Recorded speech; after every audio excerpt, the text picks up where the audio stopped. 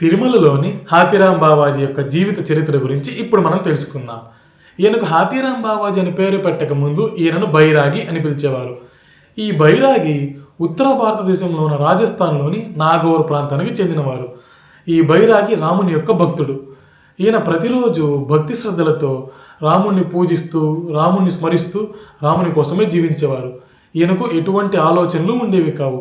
అలా ఒకనొక రోజు ఆ శ్రీనివాసుడు ఈ బైరాగి కళ్ళలో వచ్చి రాముని రూపంలో కనిపించి, నేను ఇక్కడ తిరుమలలో వెలిసానని చెబుతారు. అది చూసిన ఈ బైరాగి శ్రీనివాసుని కోసం తిరుమలకు బయలుదేరుతారు. అలా కొన్ని రోజులు బయలుదేరి తిరుమలకు చేరుకుంటారు.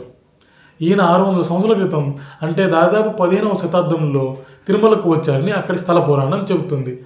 ఈయన తిరుమలకు వచ్చినప్పుడు ఎన్నో బాధలు, ఎన్నో కష్టాలు అనుభవించారు.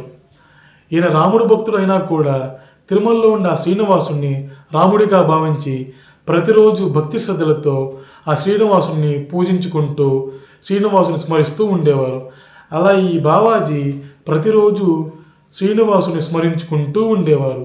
ఈ శ్రీనివాసుని తమ సొంత స్నేహితుల్లా భావించి ఈయనను బాలాజీ అని పిలిచేవారు. శ్రీనివాసుని కోసం ఈ బావాజీ ఎన్నో అద్భుతమైన సంకీర్తనలు రాశారు. ఈ శ్రీనివాసుని యొక్క పూజలు, సేవలు ఒక క్రమ పద్ధతిలో అందరికీ తెలియజేశారు.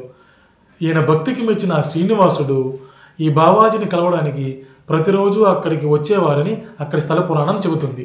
అలా ఒకరోజు శ్రీనివాసుడు బావాజీతో పాచకలాడుతూ ఆటలో ఓడిపోయి స్వామి దగ్గర ఉన్న ఆభరణాన్ని అక్కడ విడిచి వెళ్ళిపోతారు.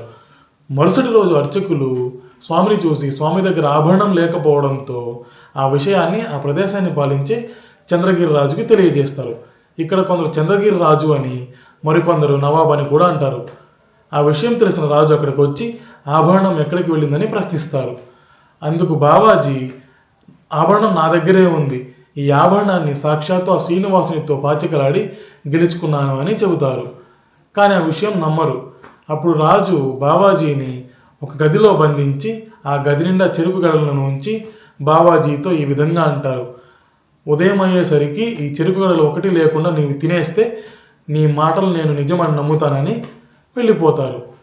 అప్పుడు ఈ బావాజీ, ఏంటి స్వామి పరిస్థితి అని శ్రీనివాసుని తలుచుకుంటూ శ్రీనివాసుని స్మరిస్తూ రాత్రంతా అలాగే ఉండిపోతారు.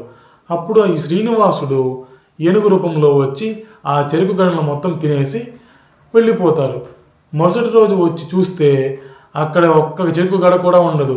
అదేవిధంగా ఏనుగు పాదముద్రలు ఉంటాయి. అది చూసిన రాజు ఆశ్చర్యపోయి ఆ బావాజీని వదిలేసి నాకు క్షమించండి అని బావాజీతో ఈ విధంగా అంటారు, మీరు సామాన్యమైన మనిషి కాదు, మీరు ఆ సాక్షాత్ ఆ శ్రీనివాసుని యొక్క అసలైన భక్తుడు అని అతనిని హాతీరాం బావాజీ అని పిలుస్తారు.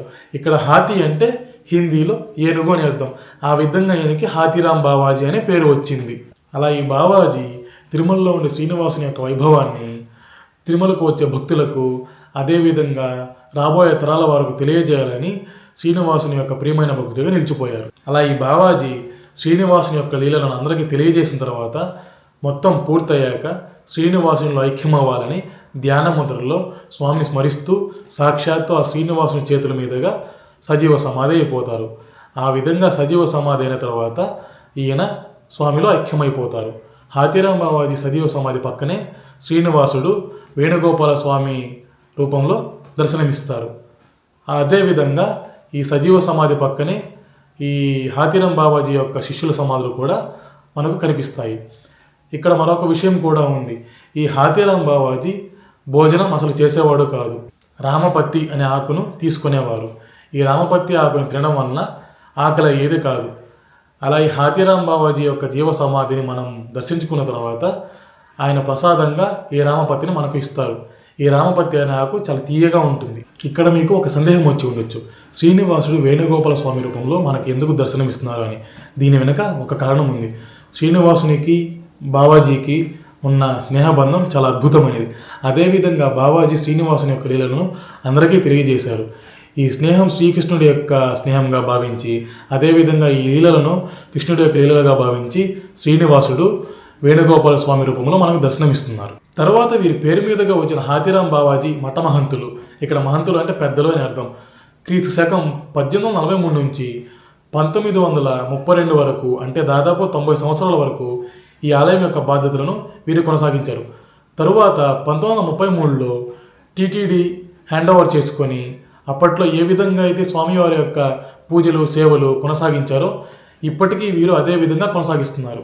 ఇదండి ఈ హాతీరాం బావాజీ యొక్క జీవిత చరిత్ర.